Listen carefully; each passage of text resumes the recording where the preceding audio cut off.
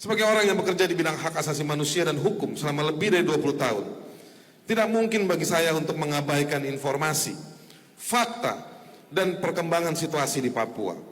Praktek advokasi saya yang bekerja di bidang HAM dan hukum membawa saya berinteraksi dengan komunitas warga, komunitas adat, berbagai organisasi keagamaan, dan anak muda di Papua yang menyampaikan berbagai peristiwa. Sebaliknya, tidak mungkin juga saya menyampaikan baik dalam bentuk tulisan, pembicaraan, di luar dari yang saya dapatkan. Kenapa? Karena terlalu banyak mata dan mulut orang Papua yang mengawasi dan menitipkan harapan kepada saya. Dengan kata lain, saya lakukan advokasi, pembelaan, dan kampanye atas apa yang menjadi cerita, derita, dan ancaman bagi mereka. Pada poin ini, saya ingin menegaskan bahwa sulit bagi saya untuk memfitnah dan berbohong atas kondisi Papua. Lebih dalam lagi, kerja-kerja advokasi saya dilakukan sudah dalam waktu yang lama sejak tahun 1999. Guru saya bernama almarhum Munir Said Talib, serta ada sejumlah nama lain di lingkungan Kontras. Melalui Kontras saya bertemu dan bekerja dengan organisasi lain, bahkan turut serta mendirikan organisasi advokasi HAM lainnya.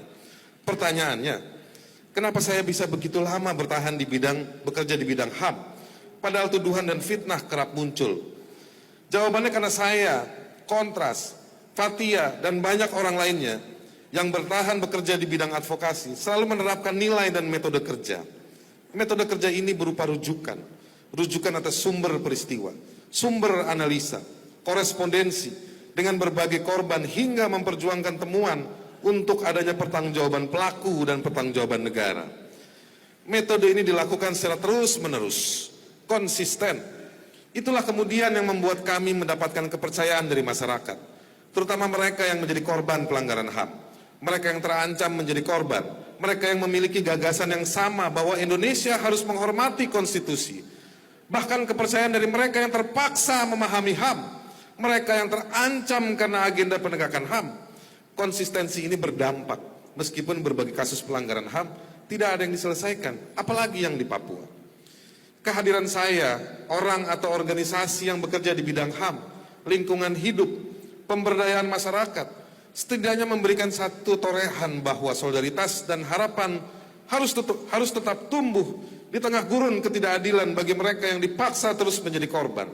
Namun tidak sedikit pula konfrontasi dan penyajian data kami yang ditindaklanjuti oleh negara atau pengambil keputusan. Dari kerja advokasi hukum dan HAM, saya belajar baik secara non-formal maupun formal, dengan berbagai pelatihan, keterlibatan di berbagai acara internasional, nasional, hingga lokal, sampai berbagai sekolah, di tempat-tempat di mana HAM menjadi unggulan untuk dipelajari.